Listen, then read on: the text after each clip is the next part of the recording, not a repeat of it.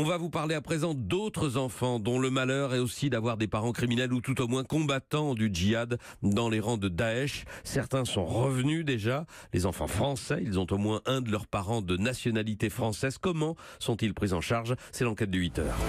Bonjour Jean-Sébastien Soldahini. Bonjour. Avant tout, de combien d'enfants mineurs parle-t-on? Ils sont très précisément 77 à être revenus en France. Leur arrivée s'est échelonnée sur les 2 dernières années et tous, à ce jour, sont pris en charge. Pour ceux qui sont encore dans la zone irako-syrienne, là le chiffre est plus flou. Il serait entre 350 et 450 mineurs. C'est une estimation des services de renseignement. Pas de liste précise car beaucoup sont nés sur place et n'ont pas été déclarés. Seule une trentaine est parfaitement identifiée car leurs parents ont été arrêtés et toujours détenus dans la zone. Quand ils reviennent, dans quel état sont ces enfants? Dans un état psychologique très compliqué, mais les atrocités d'une zone de guerre ne sont pas la première cause de leur traumatisme, nous dit Jules Boyadjian, président de l'association Artemis, spécialisée dans la prévention de la radicalisation. On a une séparation entre un enfant qui n'a connu qu'une relation quasi exclusive avec la mère et une mère. La proximité avec un environnement extrêmement violent, on se rendra compte de ses effets dans le temps. En revanche, le diagnostic psy qui est fait dès l'arrivée de l'enfant, forcément, il est totalement embrassé par le traumatisme que subit l'enfant au moment de la séparation avec sa mère. Et on imagine qu'ils ont un suivi très spécifique. Eh bien, pas forcément. Aussi étonnant que ça puisse paraître, il faut les traiter comme les autres. Rien de plus.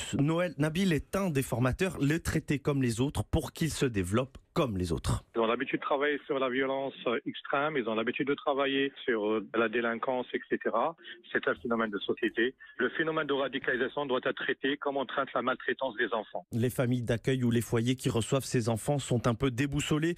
Jules Boyadjian admet qu'ils doivent parfois surmonter les peurs et les a priori, car il faut savoir que ces familles ne sont pas spécifiquement portées candidates pour ces profils. Certains vont vous dire c'est un problème religieux, moi la religion je ne veux pas y toucher, ce n'est pas mon histoire, sa pratique religieuse elle me dérange, enfin voilà. D'autres qui vont vous dire il est confronté à un problème psychologique profond, ça c'est le phénomène qu'on retrouve dans toute personne qui fait l'objet d'une radicalisation, et ce point de rupture c'est ça qu'il faut empêcher. Tout en travaillant sur les enfants, c'est primordial d'accompagner aussi les familles qui les accueillent. Ce sont exactement les mêmes que celles qui hébergent les enfants placés pour délinquance ou abandonnés.